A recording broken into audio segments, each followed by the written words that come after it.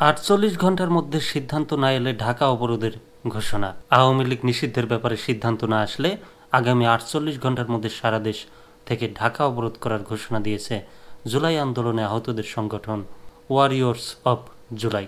আজ শনিবার ঢাকা বিশ্ববিদ্যালয়ের রাজু ভাস্কর্যের সামনে বিক্ষোভ মিছিল শেষে অবস্থান নেন ওয়ারিয়র্স অব জুলাই নেতারা।